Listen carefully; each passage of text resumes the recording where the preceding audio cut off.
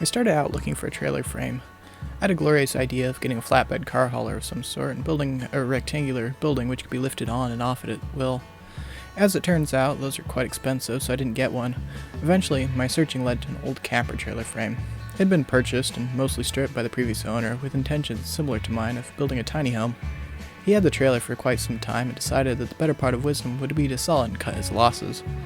It was in this condition that I found it, languishing in an empty lot, mismatched tires blending into the surface rust, a single sheet of aluminum undersheathing remaining as a reminder of the former glory of the trailer, tacked to the frame by loose, rusty bolts. The day I planned to procure the trailer dawned cold and bleak, piles of snow forecasted for later in the day. Snow was falling as I left home, swirling on the road beneath my tires as I drove south along back roads, winding through the wheat fields and wooded creek bottoms. Back roads, fun as they are to drive on, don't hold a candle to the speed and efficiency of a modern highway when one is truly desirous of accomplishing tasks.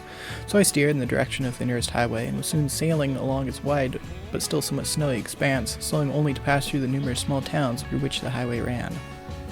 Eventually I made it to the Lewiston Grade, a steep and treacherous slope, which on one end is bordered by the beautiful rolling hills of the Palouse, which plunges several thousand feet to the stinking town of Lewiston. I descended the grade and was instantly met with a sickening odor of paper mills which stand beside the Snake River on the eastern end of town.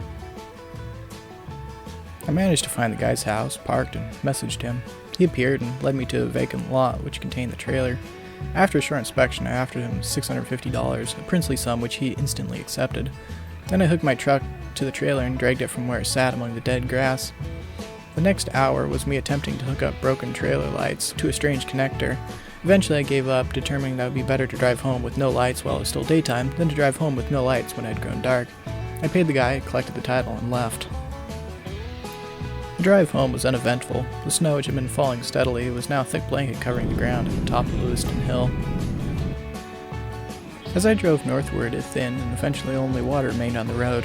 The first step of my journey was done. I had procured a titled frame. At this same time, the price of building materials had been rising steadily, at an alarming rate. When I looked up the price of a generic 2x4, the price had more than doubled since I had last purchased them a year before. I began to question whether buying materials was a logical financial decision. I determined that, while I had enough money to simply buy what I wanted, procuring the materials from another source would be preferable. I therefore crafted carefully a message and posted it on the local group. Have an old sagging building on your property? Want someone to come remove it? I'm looking for old deteriorating buildings I can dismantle, specifically for 2x4s and 2x6s, lap siding, and tin roofing. If you have such a structure and want to not have it, let me know. Many thanks. My message produced prompt results. A1 Lindsay, whose profile picture featured a tastefully lifted Jeep, responded to me.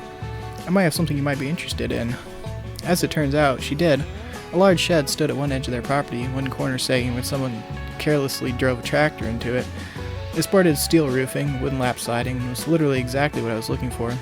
I spent many nights in freezing conditions dismantling the shed piece by piece, removing countless car parts from every nook and cranny, analyzing the history of various modifications and additions which had happened to the shed, forensically dissecting the modifications which had been applied to a sparkly blue Ford Falcon at some time in the distant past. The takedown process was very long and tedious, so I won't bore you with the details.